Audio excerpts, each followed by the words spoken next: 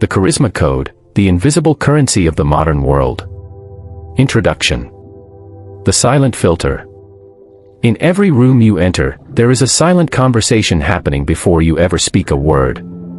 There is a filter that determines who gets the promotion, who gets the second date, and who commands the attention of a room full of strangers. Most people believe this filter is built on talent, hard work, or luck.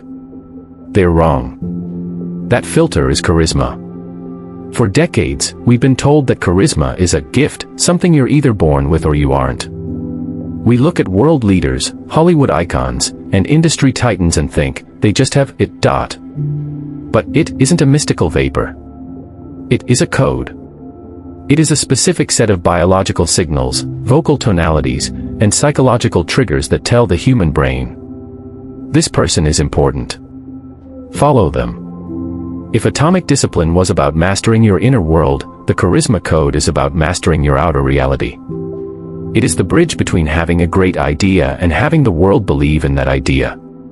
The myth, charisma versus extroversion. One of the biggest lies in social psychology is that you have to be the loudest person in the room to be charismatic. True charisma isn't about performing. It's about presence.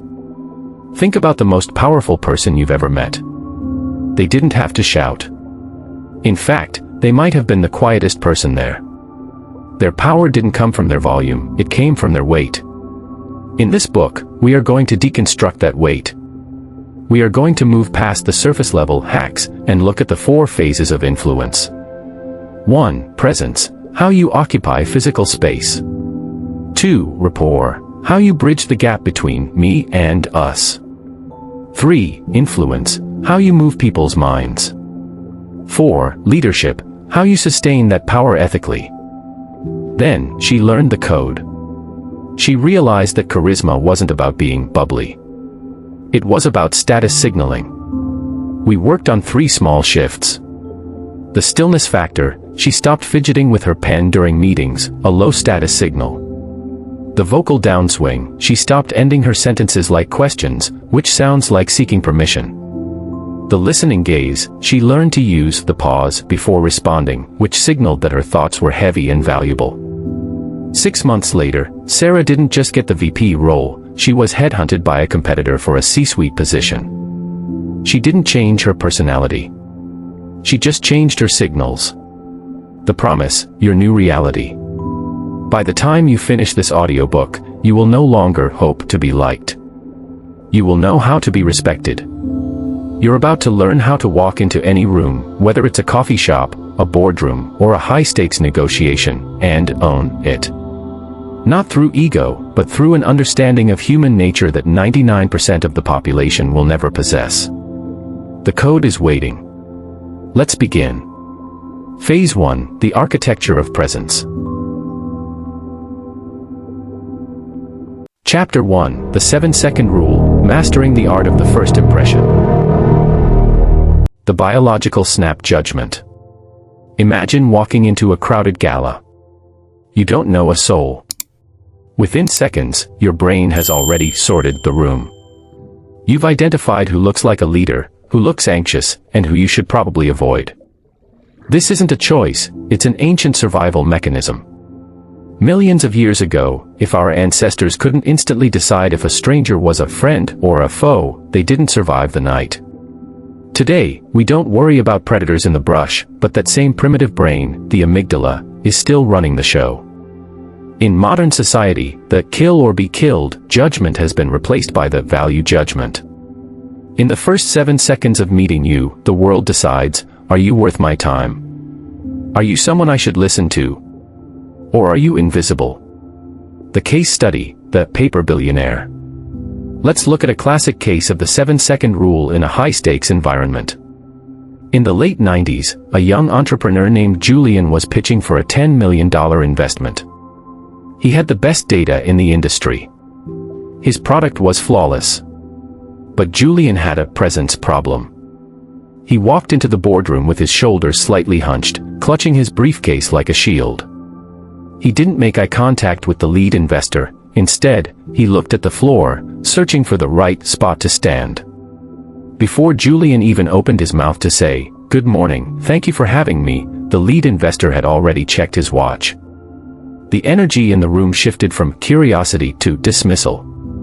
Julian spent the next 45 minutes fighting an uphill battle against a decision that had already been made in the first 7 seconds. The breakdown: what did Julian do wrong?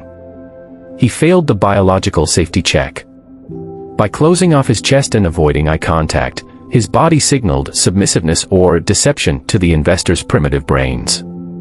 Even though he was a genius, he looked like a liability. Contrast this with the charisma code approach, entering with a pause and pivot technique, standing in the doorway for a split second to own the entrance, offering a slow, genuine smile, and lead eye contact. That is the difference between being a supplicant and being a partner. The core pillars, the holy trinity, of the first impression. To master your 7 seconds, you must focus on 3 non-negotiable pillars.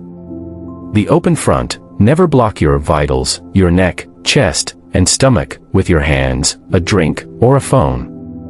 This signals total confidence and lack of fear. The electric eye contact: don't just look, see. The goal is to hold eye contact long enough to notice the color of the other person's eyes. This creates a brief but intense hit of oxytocin, the bonding hormone. The intentional handshake: it's not about strength, it's about alignment. Ensure the webbing between your thumb and index finger meets theirs. Apply equal pressure. This signals, I am your equal. The own the room drill, the threshold exercise. Before you move to the next chapter, here is your first charisma code drill. The next time you walk through any door, whether it's your office, a grocery store, or your own home, I want you to practice the threshold reset. Step 1, stop 1 foot in front of the door. Step 2, roll your shoulders back and widen your collarbone. Step 3, imagine a string pulling the top of your head toward the ceiling. Step 4, walk in with a slight, knowing smile. Do this until it becomes your default setting. You aren't just walking into a room, you are announcing that the room now has a leader. How does the voice and pacing of this first chapter feel to you? If you're happy with this depth, I'll move straight into Chapter 2, High-Status Body Language. Chapter 2, High-Status Body Language, How to Occupy Space and Mind Share. The geometry of power. Think about the animal kingdom. When a silverback gorilla or a lion wants to assert dominance, what is the first thing they do? They make themselves bigger. They expand their chests, they spread their limbs, and they claim the earth beneath them. Humans are no different. We are primates in suits. High-status individuals operate on a principle of physical abundance. Low-status individuals operate on physical scarcity. When you are nervous, your body instinctively tries to protect your vital organs. You hunch, you cross your arms, you tuck your chin. You are literally trying to disappear. In this chapter, we are going to reverse that hardwiring. We're going to teach you how to uncoil and use the geometry of your body to signal that you are the apex predator in the room, not through aggression, but through total comfort. The case study, the shrinking negotiator. Let's look at Mark, a brilliant consultant who was losing the frame in every negotiation. Mark was 6 feet 2 inches, but when he sat across from a client, he looked like he was trying to fit into a child's chair. He would lean forward, elbows tucked into his ribs, hands clasped tightly between his knees. He thought he was being polite and attentive. In reality, he was signaling subservience. His clients felt an instinctive urge to push back on his prices because his body language said, "I'm grateful just to be here." The intervention: we changed Mark's seated geometry. Instead of leaning in, we had him lean back, just slightly. We told him to claim the armrests. By placing his arms on the rests rather than in his lap, he widened his silhouette. We told him to keep his feet shoulder-width apart, firmly planted. The result, in his very next contract renewal, Mark didn't change a single word of his pitch. But because he occupied 20% more physical space, he felt 100% more authoritative. The client didn't even negotiate the fee, they simply signed and signed. Mark hadn't become a different person, he had simply stopped apologizing for his physical existence. The core pillars, the big three of status. To master your mind share, you must master these three physical shifts. The ventral reveal. Your ventral side is your front, your neck, chest, and stomach. High-status people keep this area open. Never shield yourself with your phone or a laptop. When you face someone, face them navel to navel. These signals that you are confident enough to be vulnerable. The stillness quotient, low status, is twitchy. It's adjusting your glasses, touching your face, or tapping your foot. High status is silent. Every movement you make should be intentional. If you move your head, move it slowly. If you reach for a glass of water, do it with a steady hand. Stillness suggests that you are the one who defines the pace of the environment. The L frame, when standing, avoid the closed stance where your toes point inward. Instead, keep one foot pointed toward the person you are talking to and the other slightly turned out. This creates a stable, wide base that makes you nearly impossible to push mentally or physically. The Own the Room drill, the space expansion. Here is your drill for today. I want you to find a chair, right now if you're not driving, or the next time you sit down for a meeting. Step 1, sit all the way back. Let the chair support your spine. Step 2, drape one arm over the back of the chair or use both armrests. Step 3, take a deep breath and feel your rib cage expand. Step 4, notice how your heart rate slows down. When you occupy more space, your brain actually lowers your cortisol, the stress hormone, and increases your testosterone, the confidence hormone. You aren't just faking it for others, you are literally rewiring your own chemistry. That brings Chapter 2 to a close. We've covered the why and the how of physical presence. Ready to find your command voice in Chapter 3. In the first 2 chapters, we mastered how you look and how you move. But eventually, you have to open your mouth. Chapter 3 is about the instrument you use to project your power, the voice.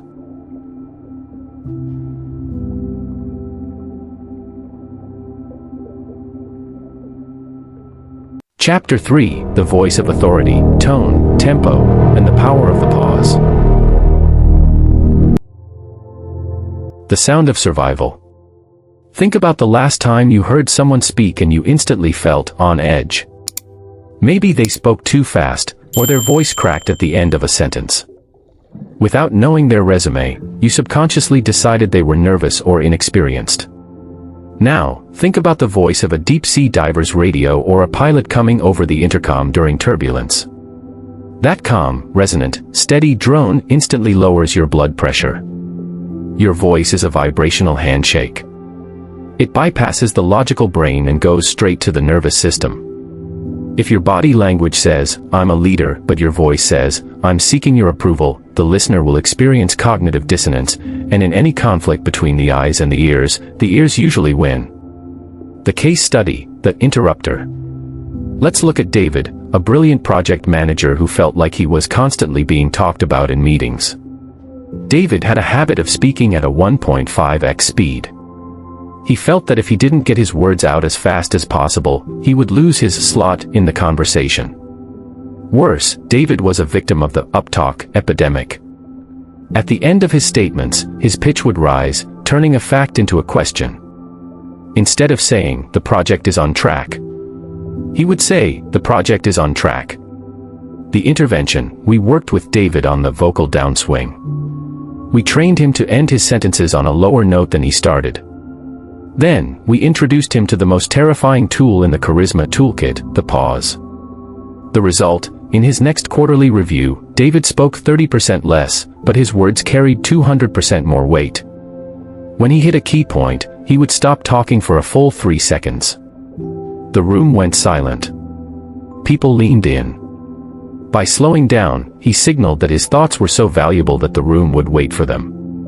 He wasn't fighting for a slot anymore, he was the one providing the signal. The core pillars, the oral armor. To command authority, you must tune your instrument using these 3 techniques. The chest resonance, most people speak from their throat or nose when they are nervous, which creates a thin, reedy sound. High-status speakers speak from the mask of the face and the resonance of the chest. This creates a rich, warm tone that signals physical health and maturity. The tempo break, speed signals a lack of control. When you speak quickly, you are telling the room, I don't think I can hold your attention for long, so I'll hurry. Charismatic people speak slightly slower than the average person. They are comfortable with the dead air because they know they own it. The tactical pause, silence is the ultimate display of status. A well-placed pause before an important word adds gravity to that word. A pause after a question shows that you are a deep thinker, not a reactive one. The own the room drill, the downswing practice. It's time for your audio drill.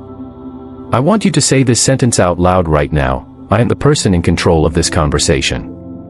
Trial 1, say it like you're asking a question, pitch goes up at the end. Notice how weak it feels.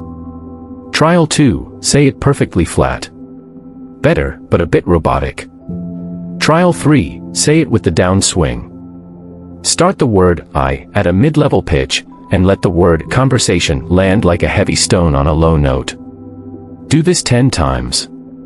Feel the vibration in your chest, not your throat. When you master the downswing, you stop asking for permission to be heard. You simply state your reality. This is the end of Chapter 3. We've built your presence and tuned your voice. Now, in Chapter 4, we're going to give you X-ray vision. We're going to learn how to read the room before a single word is even spoken. Ready to move to micro-expressions? This brings us to the final chapter of Phase 1. We've mastered your output, how you stand and how you sound. Now, we focus on your input. Chapter 4 is about becoming a human lie detector and a social mind reader. In the world of high-stakes charisma, what people say is often a smoke screen for what they actually feel. Chapter 4, Micro-expressions, reading the room before a word is spoken.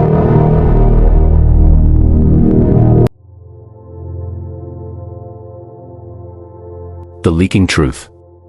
Have you ever been in a meeting where someone said, "That sounds like a great idea," but your gut told you they actually hated it? You couldn't point to why, but you felt a flash of insincerity. That wasn't magic. Your subconscious picked up on a micro-expression.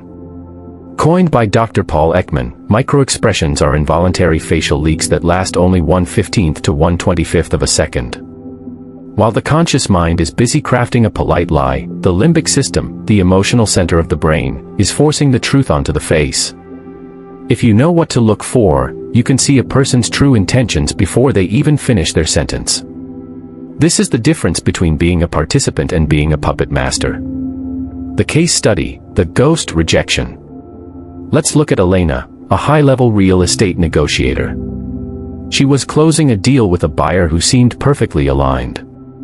He was nodding, smiling, and using all the right verbal cues. "The price is fair," he said. "I think we're ready to sign." Most negotiators would have pushed the contract across the table right then. But Elena noticed something.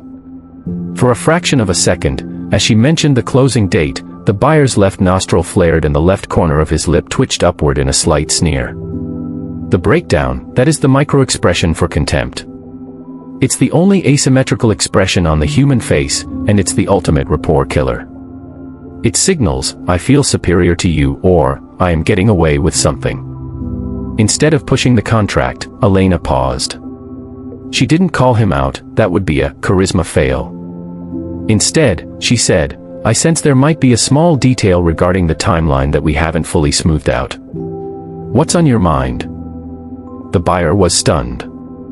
He admitted he had a conflicting deal closing that same week. Because Elena read the silence, she saved the deal from falling through in escrow. She solved a problem the client hadn't even admitted he had yet. The core pillars, the red flags, of the face. To read a room, you don't need to be a psychic, you just need to watch for the big 3 leaks. The squint of discretion, when someone's lower eyelids tighten while you are speaking, they are likely experiencing cognitive load or suspicion. They are processing a doubt. When you see this, stop pitching and start asking questions. The lip purse, when the lips disappear into a thin line, it's a sign of disagreement or withholding. The brain has decided it doesn't like what it's hearing, and the mouth is literally closing to prevent the emotion from escaping. The fake Duchenne smile. A charismatic person knows the difference between a polite smile and a real one. A real smile, a Duchenne smile, involves the orbicularis oculi muscles, the ones that cause crow's feet around the eyes. If the mouth is smiling but the eyes are dead, you are being managed, not moved. The Own the Room drill, the baseline audit. Here is your drill for the next 24 hours. To read a micro-expression, you first have to know a person's baseline. Step 1. Observe a colleague or friend during low-stakes talk, the weather, lunch, etc. Notice how much they blink and how they move their mouth. This is their normal. Step 2. When the conversation moves to a high-stakes topic, money, deadlines, feelings, watch for deviations. Step 3. Look for clusters. One itch of the nose might be an itch. An itch of the nose combined with a lip purse and a foot shuffle is a lie. By practicing the baseline audit, you stop guessing and start knowing. This concludes Phase 1, the architecture of presence. You now have the body, the voice, and the vision of a high-status leader. Are you ready to move into Phase 2, the science of rapport, starting with Chapter 5, Active Empathy? This is where we learn how to take all that power and use it to make others feel like the most important person in the world. We are now moving into Phase 2, the science of rapport. Phase 1 was about you, your status, your voice, and your perception. Phase 2 is about them. True charisma isn't just about being the most impressive person in the room, it's about making the other person feel impressive. This is the magnetic part of the code.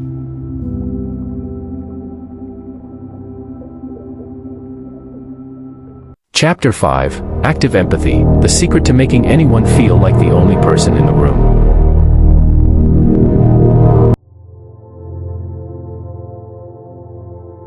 The spotlight effect. Most people approach a conversation like a tennis match, they are just waiting for their turn to hit the ball back. They aren't listening, they are rehearsing. They are thinking about their next clever remark, their next story, or their next win. Charismatic masters do the opposite. They utilize the spotlight effect. When you speak to a truly charismatic individual, you feel a strange sensation. It's as if the rest of the room has faded to black, and a warm, focused spotlight is shining directly on you. This isn't an accident. It is the result of active empathy. By shifting your internal focus from, how do I look, to, how do they feel, you trigger a massive release of dopamine in the other person's brain. In your mind, you aren't just a good talker, you are a kindred spirit. The case study, the invisible Bill Clinton. Regardless of your politics, Bill Clinton is widely cited by both friends and foes as one of the most charismatic humans to ever walk the earth. There is a legendary Clinton effect, described by almost everyone who met him. A story goes that a junior staffer once met him in a chaotic, noisy hallway. People were shouting, phones were ringing, and the Secret Service was pushing the crowd back. But when Clinton shook this staffer's hand, he did something specific. He placed his second hand on the staffer's elbow, leaned in, and asked a question about the staffer's hometown. For those 60 seconds, Clinton didn't look at the cameras. He didn't look at his advisors. He didn't even look at the door he was supposed to walk through. He gave that staffer a 100% focused presence. The breakdown, the staffer later said, I felt like I was the only person in the world. Clinton used a technique called external regulation. By ignoring the chaos and focusing solely on the individual, he made the staffer feel significant. People will forget your architecture of presence, but they will never forget how you made them feel about themselves. The core pillars, the rapport multipliers. To master active empathy, you must practice these 3 multipliers. The eye contact anchor. Most people break eye contact the moment they finish speaking. To show active empathy, maintain eye contact for 2 seconds after the other person finishes speaking. These signals that you are actually processing what they said, rather than just waiting for your turn to talk. Emotional labeling. Instead of saying, I understand, use a label. Say, it sounds like that was a really frustrating experience, or, it seems like you're very passionate about this project. This forces the other person to feel seen on an emotional level, not just a logical one. The physical pivot. When someone starts talking to you, don't just turn your head. Turn your entire torso, your heart line, toward them. This is a massive warmth signal that tells their subconscious, you have my full attention. The own the room drill, the WAIT technique. Here is your drill. WAIT is an acronym for, why am I talking? During your next dinner or meeting, I want you to challenge yourself to be the last person to speak in every subtopic. Step 1. When someone says something interesting, don't share a similar story of your own. That's conversational hijacking. Step 2. Instead, ask one deepening question. E.g., what was the hardest part of that for you? Step 3. Watch their eyes. When they light up because they get to keep talking about themselves, you have successfully passed the spotlight. The less you talk about yourself, the more charismatic they will perceive you to be. That concludes Chapter 5. You've learned how to give the gift of presence. Now, in Chapter 6, we're going to get technical. We're going to explore the mirroring technique, the neurological shortcut to building instant trust. Are you ready to dive into the science of mirroring? Chapter 6, the mirroring technique, building instant trust subconsciously.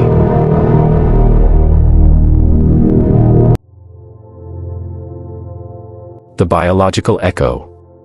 Have you ever noticed that when you're having a great conversation with a close friend, you both end up sitting the same way? If they lean back, you lean back. If they take a sip of their drink, you find yourself reaching for yours a moment later. This isn't a coincidence. It's a phenomenon called isopraxis. Our brains are hardwired to trust people who are like us. Evolutionarily, if someone moved like us and looked like us, they became part of our tribe. If they moved differently, they were a threat. By consciously mirroring someone's movements, you are sending a high-speed signal directly to their subconscious that says, I am like you. You are safe with me. The case study, the wall of ice. Consider the case of a high-level hostage negotiator, Chris. Chris was dealing with a subject who was erratic, angry, and refused to listen.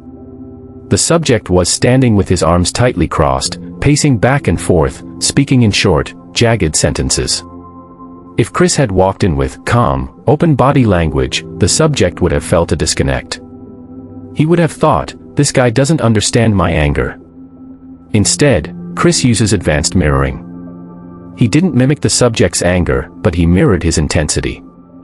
He stood with a slight tension in his posture. He matched the subject's vocal tempo. As the subject paced, Chris shifted his weight in a similar rhythm. The shift, once Chris felt they were in sync, he began to slowly lead.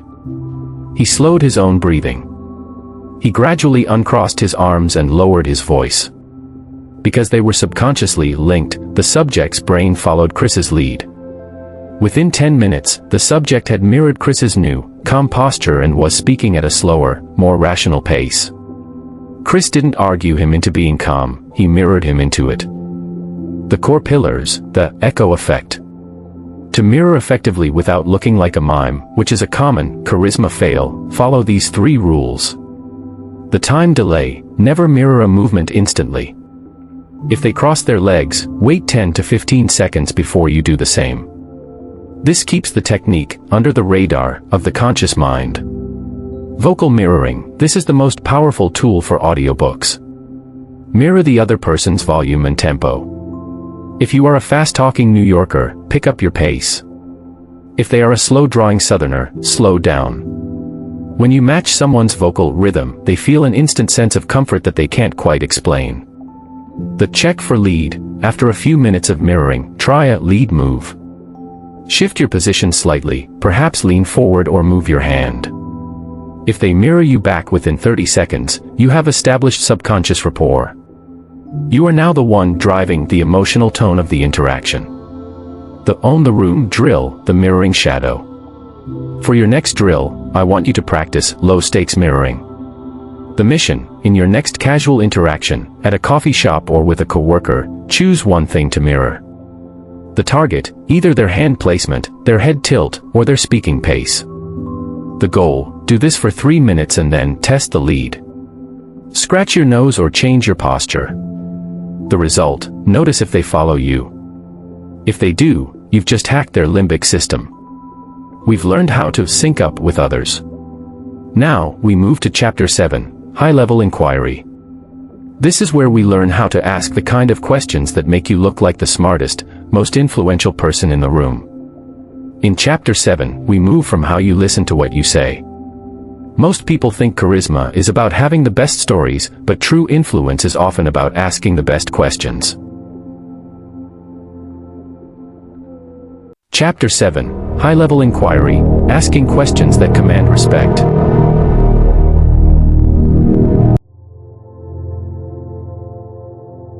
The quality of your life. There is a famous saying in coaching and leadership, the quality of your life is determined by the quality of the questions you ask. In the world of charisma, the quality of your reputation is determined by the same metric.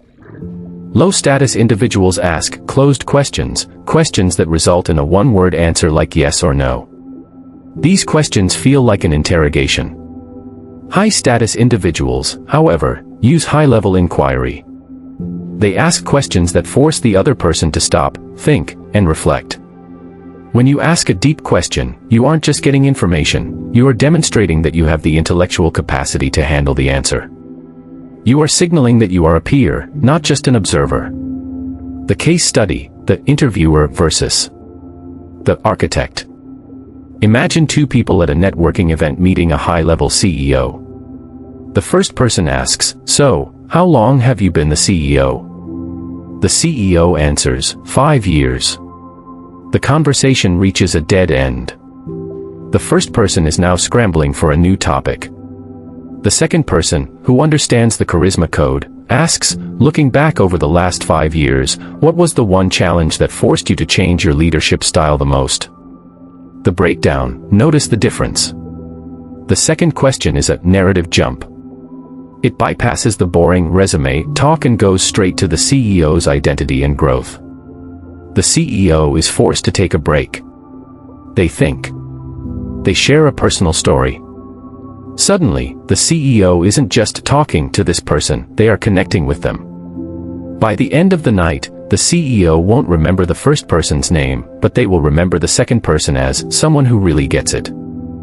The core pillars, the inquiry engine. To master high-level inquiry, you must move through these 3 levels of questioning.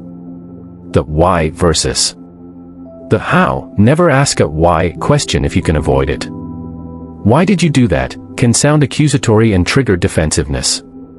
Instead, ask how. How did you come to that conclusion, or how did you navigate that obstacle? How feels like a collaboration, why feels like a trial. The second level question. This is the ultimate rapport builder. When someone answers your first question, don't move to a new topic. Ask a follow-up based strictly on what they just said. If they say they moved for a new job, ask, what was it about that specific role that made it worth moving your entire life across the country? This proves you weren't just waiting to talk, you were truly listening. The counterintuitive question. High-status people are bored by the same 5 questions everyone asks them. If you are talking to a successful person, don't ask about their success. Ask about their failure. Ask, what is something you believed 5 years ago that you now think is completely wrong? These signals that you are comfortable with complexity and nuance. The own the room drill, the rule of 3.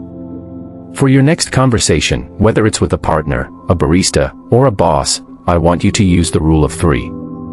The mission, before you share a single opinion or story about yourself, you must ask 3 consecutive questions about the other person. The constraint, each question must be deeper than the last. The goal, try to get them to say the phrase, that's a really good question. Asterisk the result, once you hear those words, you have won. You have successfully shifted the frame of the conversation, and you are now the one leading the interaction through curiosity. That is the end of Chapter 7. You now know how to lead with your mind. But sometimes, to get people to follow you, you have to show them that you're human. In Chapter 8, we're going to discuss vulnerability as a weapon, the paradoxical art of showing your cards to build a connection. Chapter 8, Vulnerability as a Weapon, when to show your cards to build connection.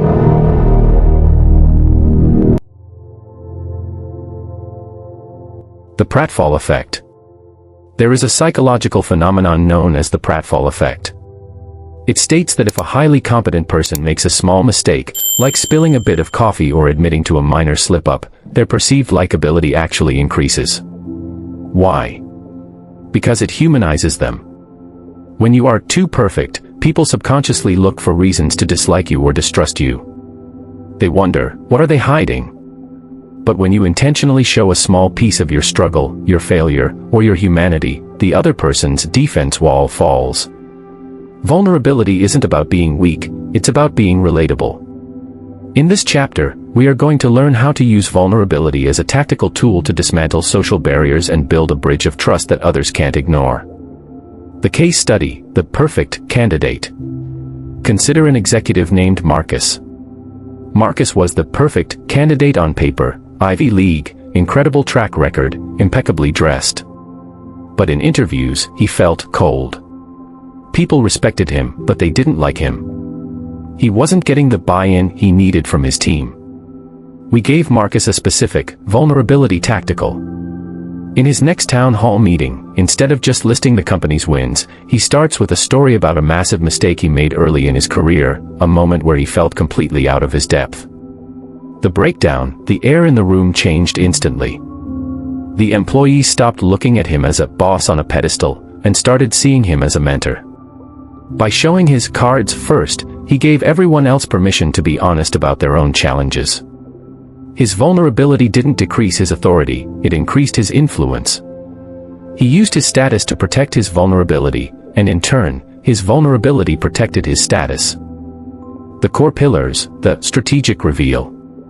To use vulnerability without losing respect, you must follow these 3 rules. Competence first, never lead with vulnerability if you haven't established competence. If you are bad at your job and you admit it, you're just incompetent. If you are great at your job and you admit a struggle, you are a leader. Establish your presence, phase 1, before you reveal your cracks. The scars, not wounds rule, only share stories that you have already processed and learned from. A wound is something you are still bleeding from, sharing it feels like a cry for help. A scar is a past struggle that is now a lesson. Scars build rapport, wounds create awkwardness. The shared stakes technique, vulnerability is most powerful when it's used to highlight a shared struggle.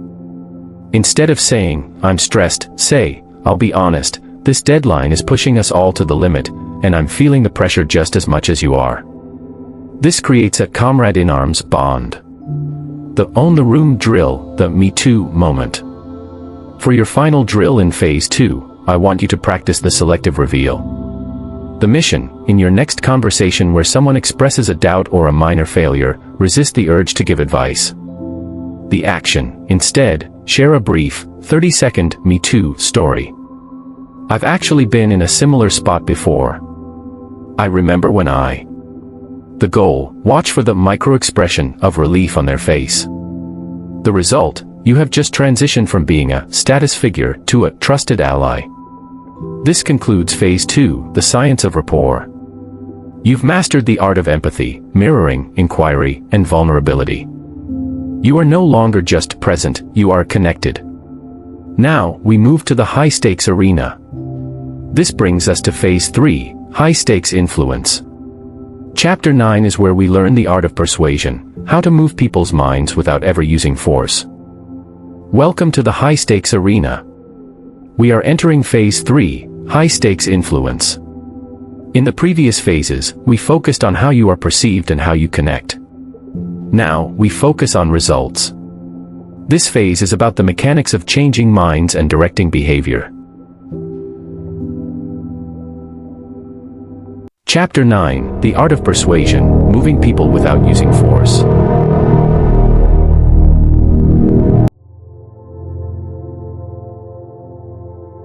The illusion of choice. Most people think persuasion is about having the strongest argument or the loudest voice. They believe that if they just pile up enough logic, the other person will have to surrender. But humans aren't logical, we are psychological. Pushing someone with logic is like pushing a swinging door the wrong way. The harder you push, the more it resists. True persuasion is about finding the pull. It's the art of making the other person feel like the idea was theirs all along. In this chapter, we're going to strip away the used car salesman tactics and look at the deep-level cognitive triggers that make people say yes before you've even finished your pitch. The case study, the price tag pivot. Let's look at an account executive named Sarah who was trying to close a massive software contract. The client was stuck on the price. It was $20,000 over their budget. Sarah could have discussed ROI or features, but she knew that would lead to a defensive stalemate. Instead, Sarah used a technique called cognitive reframing. She stopped talking about the cost and started talking about the cost of inaction. She asked the client, "If we don't solve this efficiency problem today, how much is the manual labor going to cost you over the next 12 months?" The breakdown, the client did the math, $80,000 in lost wages. Suddenly, the $20,000 overage didn't look like an expense anymore, it looked like a $60,000 savings. Sarah didn't lower her price, she changed the frame. By shifting the focus from paying to saving, she moved the client's mind without ever raising her voice. The core pillars, the influence triggers. To move people without force, you must master these 3 psychological levers. The law of reciprocity. This is the most powerful social trigger in existence. If you give someone something of value, be it a lead, a sincere compliment, or a piece of helpful information, their brain creates a psychological debt. They will feel an overwhelming biological urge to return the favor. Persuasion starts with giving, not taking. Social proofing. People are herd animals. We look to others to see how we should behave. If you can show that other high-status people are already on board with your idea, you lower the perceived risk for the person you're persuading. Don't say, "I think this is good." Say, "Others in your position have found that." The because justification. There is a famous Harvard study that found people are 50% more likely to let you cut in line if you simply use the word because followed by any reason at all. The human brain craves a why. When you make a request, always attach a because, even if it seems obvious. It provides a logical anchor that the subconscious mind can latch onto. The own the room drill, the if-then proposal. For your next negotiation, whether it's asking for a raise or deciding where to go for dinner, I want you to use the if-then frame. 1. The mission. Instead of asking for what you want, frame it as a trade. 2. The action. Use the phrase, "If I am able to solve X problem, then would you be open to my request?" Asterisk the goal. This moves the conversation from a conflict to a partnership. It makes the other person the hero of the solution. 3. The result. You aren't demanding anything, you are offering a win-win scenario that makes it difficult for them to say no. That concludes Chapter 9. You've learned how to move minds. But what happens when things get heated? In Chapter 10, we dive into conflict command, how to defuse tension while staying in total control of the room. Chapter 10. If Chapter 9 was about moving people forward, Chapter 10 is about holding your ground when the environment turns hostile. In any journey of influence, you will encounter resistance. How you handle that resistance determines whether you are a nice guy or a leader.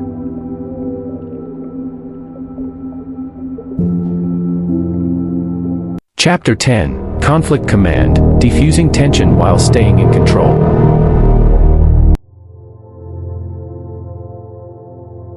The eye of the storm. Most people have a flight or fight response to conflict. When someone raises their voice or challenges their authority, they either shrink to keep the peace, or they explode to win the argument. Both are low-status responses.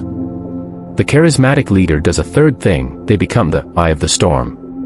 When the room is chaotic, the person with the most stillness and the lowest heart rate wins. Conflict command isn't about winning an argument, it's about de-escalating the emotion while maintaining the territory. In this chapter, we are going to learn how to absorb a verbal blow and redirect that energy to get exactly what you want without losing your cool. The heated boardroom. Let's look at a director named James. During a high-pressure budget meeting, a senior partner suddenly snapped at him, calling his projections naive and poorly researched. The room went dead silent. Everyone looked at James to see if he would crumble or snap back. The intervention. James didn't flinch. He uses the 3-second rule. He sat perfectly still for 3 full seconds, looking the partner directly in the eye with a neutral expression. Then, he spoke, slower and quieter than usual. He said, "I can see you're frustrated with the numbers, and I appreciate your candor. Let's set the tone aside for a moment so we can look at the specific data points that feel naive to you. Where should we start?" The breakdown. By refusing to match the partner's volume or aggression, James forced the partner to come down to his level. He didn't defend himself, which is a weak signal. He reframed the attack into a collaborative problem. Within 2 minutes, the partner was apologizing for his tone and they were back to work. James didn't just win the argument, he won the room's respect forever. The conflict de-escalators. To command a conflict, you must use these 3 tactical maneuvers. The tactical silence. When someone attacks you, your instinct is to defend. Don't. Silence is a vacuum. If you stay silent and maintain eye contact after an insult, the attacker will often feel the social awkwardness of their own behavior and start backpedaling to fill the silence. The I message pivot. Never use the word you during a conflict, e.g., you are being aggressive. You is an accusatory finger. Instead, use I or the. Say, "I'm finding it difficult to focus on the solution with this tone," or "the current atmosphere isn't helping us reach a decision." This keeps the focus on the situation, not the person. Physical grounding. During a conflict, your body wants to fidget. You might play with your ring, tap your pen, or shift your feet. This tells the attackers they are getting to you. Keep your hands flat on the table or loosely at your sides. The more still you are, the more unshakable you appear. The neutral face practice. For your next drill, I want you to practice emotional decoupling. The mission. The next time someone says something that annoys you or challenges you, I want you to hold a neutral face 4 or 5 seconds before responding. The action. Don't smile. Don't frown. Don't roll your eyes. Just breathe. The goal. Notice how the other person reacts to your lack of reaction. The result. When you control your face, you control the frame. You are signaling to your own brain, and theirs, that you are the one in charge of your emotions.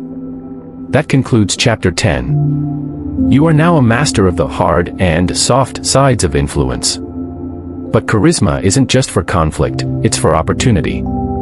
In Chapter 11, we move to social alchemy, how to turn every interaction, no matter how small, into a massive opportunity. We are moving towards the finish line of Phase 3.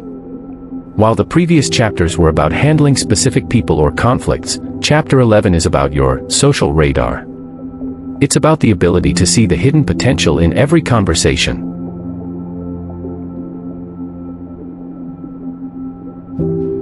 Chapter 11, Social Alchemy, turning every interaction into an opportunity.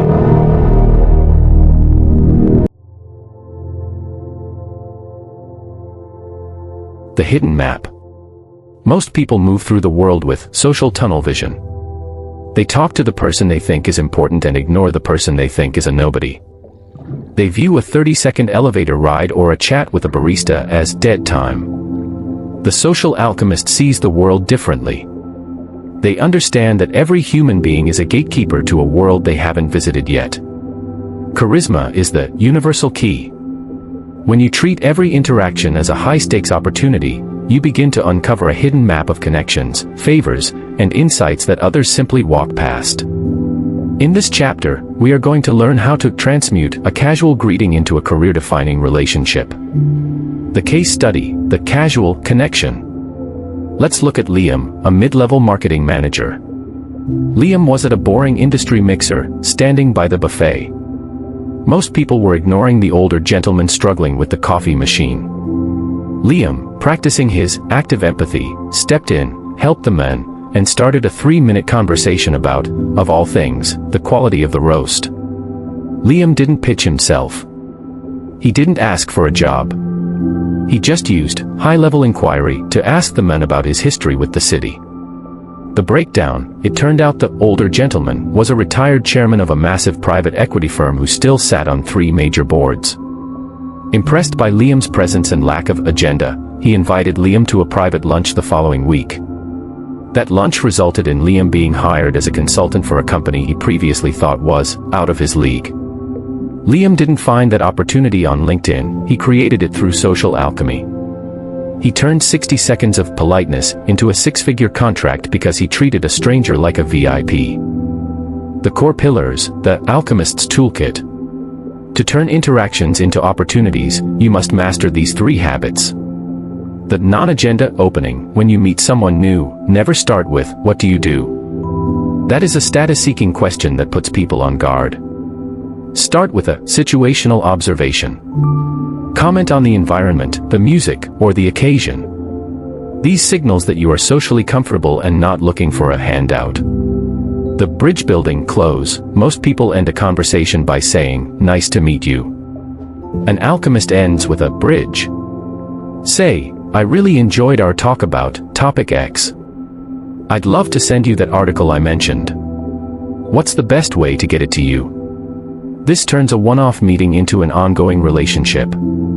The gatekeeper rule. Treat the lowest person in the hierarchy, the assistant, the waiter, the driver, with the same level of charisma and respect as the CEO. High-status people watch how you treat those who can do nothing for you. If you are a jerk to the waiter but a charmer to the boss will instantly categorize you as manipulative, and the door will close forever. The own the room drill, the high-value hello. For your next drill, I want you to practice intentionality with a stranger. The mission. The next time you are in a service interaction, buying coffee, checking into a hotel, or taking a taxi, give that person your full architecture of presence. The action. Make intentional eye contact, use their name if you see a name tag, and ask one high-level question, e.g., how has the energy of the day been for you so far? The goal. Note how the quality of the service, and the person's energy, changes instantly. The result. You are training your charisma muscle to be always on. When the big opportunity finally walks into the room, you won't have to fake it, it will already be who you are. That concludes Chapter 11. You now know how to find opportunity everywhere. Now, we move to the final chapter of Phase 3, the magnetism effect. This is where we learn how to stop hunting for connections and start attracting them. This is the final chapter of Phase 3, and it represents a shift in your social physics. Up until now, we've talked about how to approach and influence the world. Now, we're going to discuss how to make the world come to you.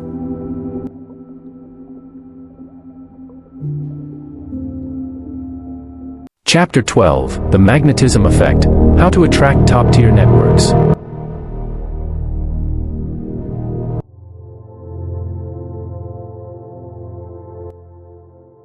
The gravity of value. We've all seen that one person at a conference or a party who doesn't seem to be working the room. They aren't handing out business cards or chasing down the guest of honor. Instead, they are standing in one spot, and a crowd is naturally forming around them. They have social gravity. Magnetism isn't about being the most beautiful or the most successful, it's about being a source. In a world full of people who are asking for jobs, for favors, for attention, the person who is providing becomes a magnet. In this chapter, we're going to look at the 3 internal shifts that stop you from hunting for connections and start making top-tier networks seek you out. The case study, the curator.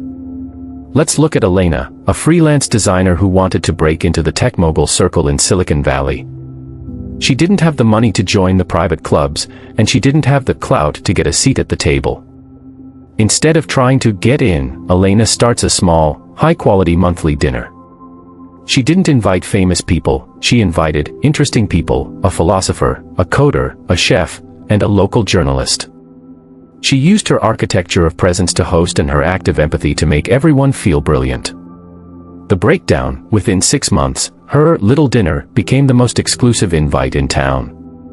The top-tier people she had been chasing started asking her for an invitation. Why? Because she had become a curator of value.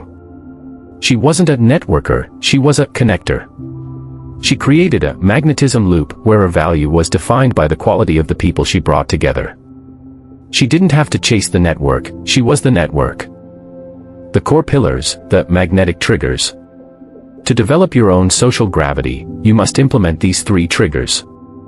The preselection signal: people want what other people want. This is a psychological law. When you are seen in the company of high-status individuals, and more importantly, seen being respected by them, your perceived value skyrockets.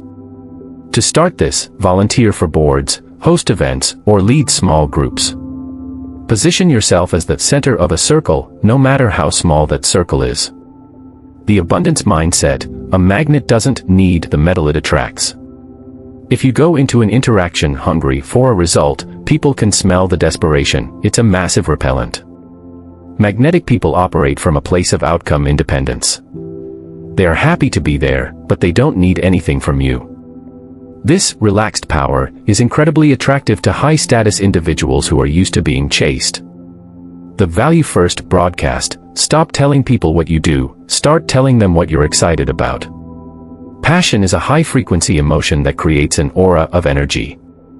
When you speak with genuine enthusiasm about a project, a book, or a goal, you naturally attract, frequency matches, people who are on the same level of ambition and drive. The Own the Room drill, the Superconnector Challenge. For your final drill in Phase 3, I want you to perform one act of social architecture. The mission: identify 2 people in your network who don't know each other but should.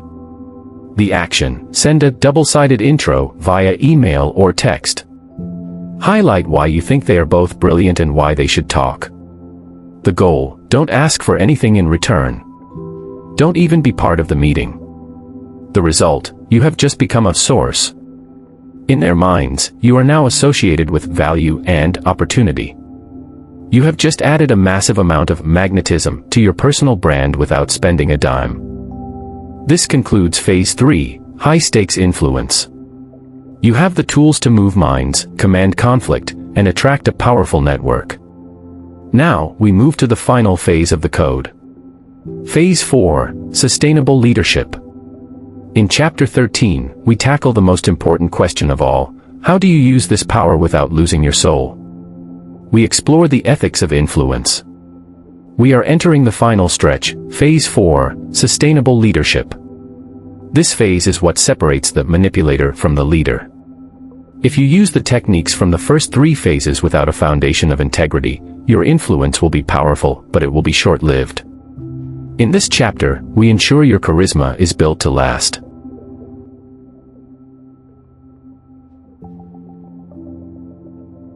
Chapter 13, Ethics of Influence, Staying Charismatic Without Being Manipulative.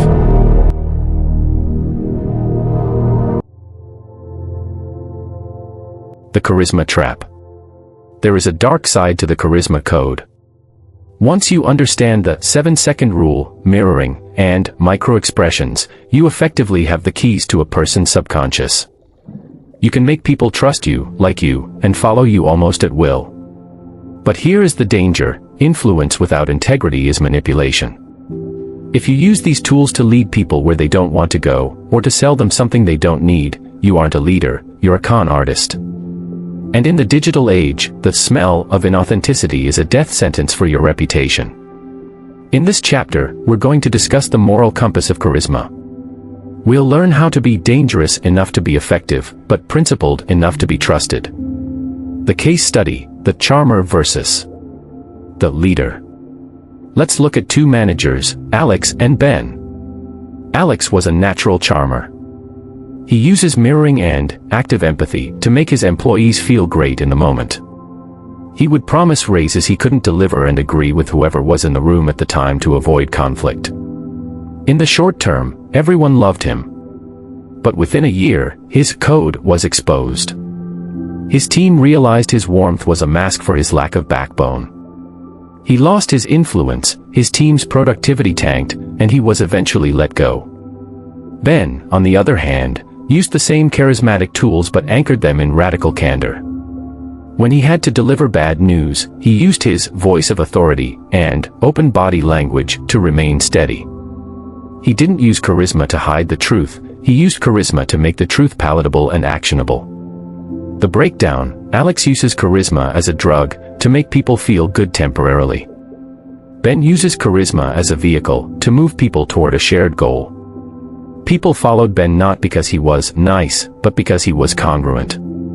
His internal values matched his external signals. That is the secret to sustainable power. The core pillars, the integrity check.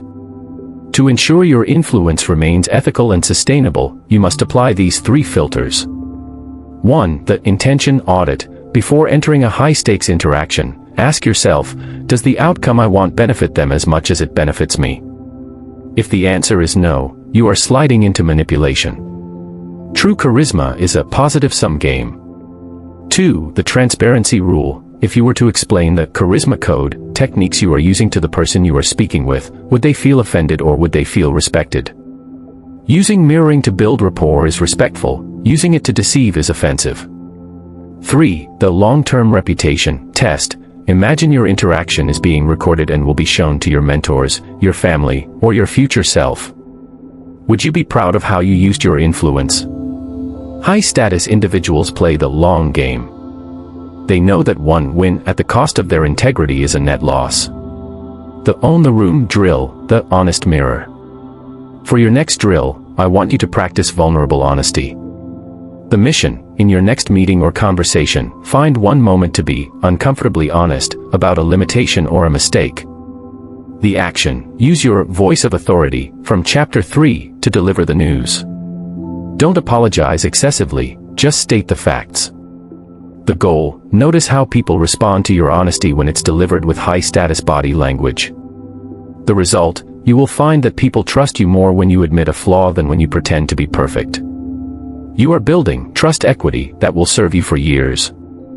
That concludes Chapter 13. We have secured your moral foundation. Now, we move to Chapter 14, leading from the front. This is where we learn how to use your social presence to inspire mass action and create a movement. This brings us to Chapter 14, leading from the front. In the previous chapters, we focused on one-on-one interactions and reading the room. Now, we scale those skills. This is about leadership presence, the ability to walk into a room of 50, 500, or 5,000 people and align them toward a single vision.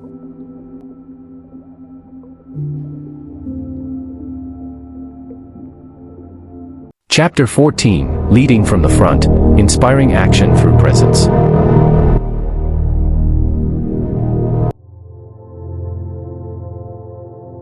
The tribal signal.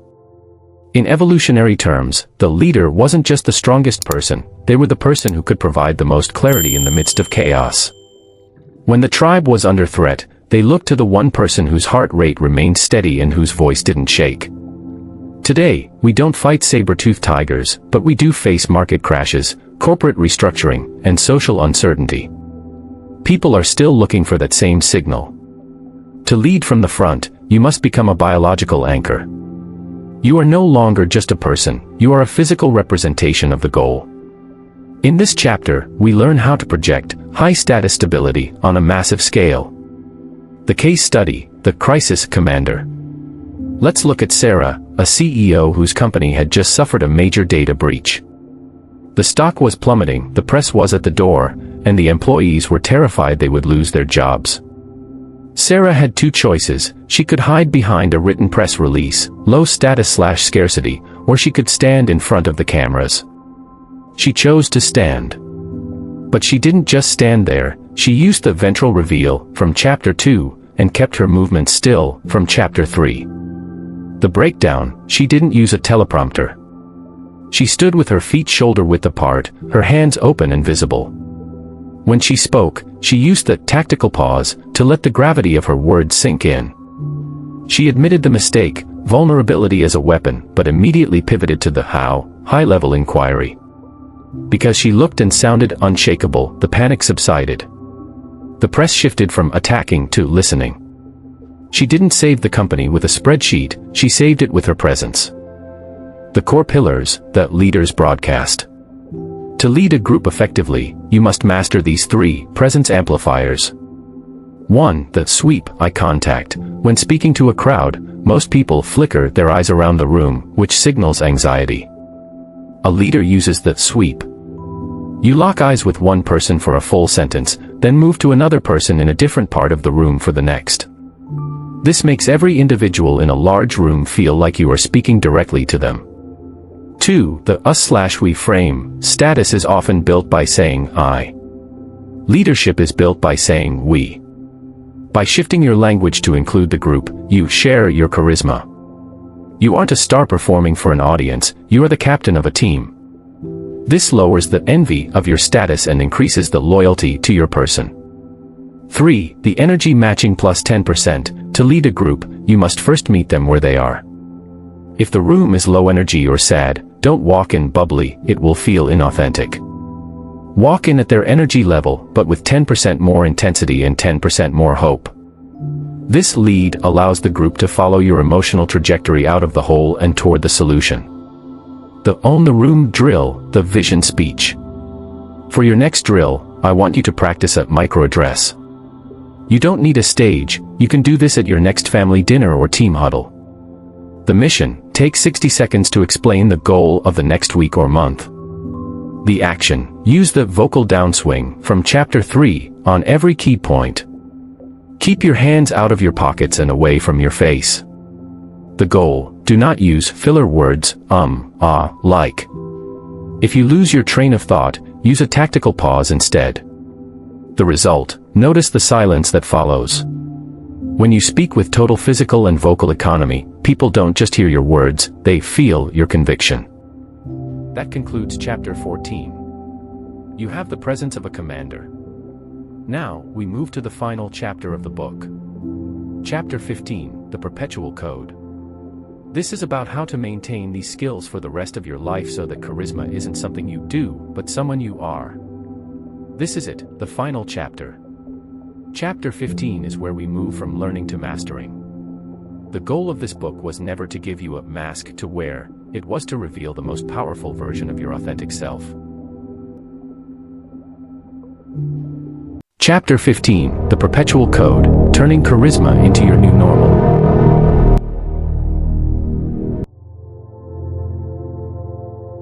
The 21-day threshold. We've all had the experience of reading a book or attending a seminar, feeling on fire for 3 days, and then slowly sliding back into our old habits. Our slouch again, our voices' shoulders return to the uptalk of uncertainty, and we stop looking for the micro-expressions of others. The charisma code is not a destination, it is a practice. Just like a muscle, if you don't use your presence, it will atrophy. But if you can push through the first 21 days of conscious effort, these behaviors stop being techniques and start becoming traits. In this final chapter, we're going to build your charisma maintenance plan to ensure you never lose the ground you've gained. The case study, the reinvented executive. I want to tell you about Sarah, one of our earliest students. When she started, she was the invisible person in the office. After going through these 15 chapters, she became the director of presence for her company. But the real magic happened 2 years later. I saw Sarah at a gala, and I noticed something: she wasn't doing the drills anymore. She wasn't consciously thinking about her feet or her vocal pitch. She was simply vibrant. She had integrated the code so deeply into her identity that it had become her default setting.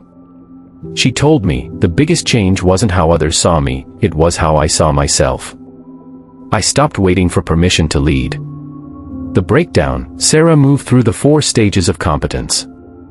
1. Unconscious incompetence, not knowing she was invisible. 2. Conscious incompetence, realizing she needed the code. 3. Conscious competence, practicing the drills daily. 4. Unconscious competence, the code became her nature. The core pillars, the charisma maintenance plan. To keep your edge sharp for the rest of your life, follow these 3 rules of the Perpetual Code. The morning state check. Every morning, before you check your phone, stand in front of a mirror for 60 seconds. Fix your posture, open your chest, and say 1 sentence with a vocal downswing. Remember your nervous system, who is in charge before the world starts making demands of you. The high-stakes review. After every important meeting or social event, do a 30-second audit. Ask yourself, did I keep my hands still? Did I ask a second-level question? Did I lead the energy? This keeps your subconscious mind focused on growth. The mentor-mentee loop. The best way to maintain a skill is to teach it. Observe someone else who is struggling with their presence and offer one small, helpful tip from phase 1 or 2. By articulating the code to others, you hardwire it into your own brain. The final own the room drill, the lifetime commitment.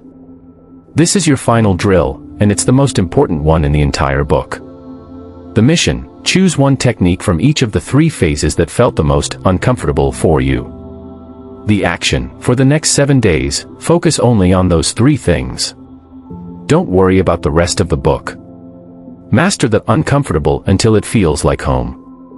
The goal: to prove to yourself that you can rewrite your social software at any time. The result: by the end of this week, you won't be trying to be charismatic. You will simply be the most influential version of yourself. Conclusion: you are the signal. You have the architecture. You have the voice. You have the vision. The room is waiting for you to walk in and claim it. Don't just listen to this code. Live it. Final words: beyond the code. You've just completed a journey that few ever take. Most people spend their lives reacting to the world, never realizing they have the power to shape the weather of every room they enter. By mastering the charisma code, you haven't just learned how to act, you've learned how to be. You've reclaimed your space, tuned your voice, and sharpened your empathy. Remember, this power is a tool, and like any tool, its value depends on the hands that hold it. Use your presence to lift others, your voice to speak truth, and your influence to build a world that is more connected, more courageous, and more inspired. The room is yours. Now, go out there and own it. Thank you so much for listening to the Charisma Code. If you found value in these chapters and feel ready to take your presence to the next level, please take a moment to support the channel. Like this video if you're ready to master your vocal downswing. Comment below and tell us which Own the Room drill you're going to try first. I read every single one. Share this with one person who you know is destined for leadership but just needs that extra spark of confidence. And finally, hit that subscribe button and turn on the bell notifications. We have a lot more deep dives into the science of human potential coming your way, and you won't want to miss a single one. Until next time, stay charismatic.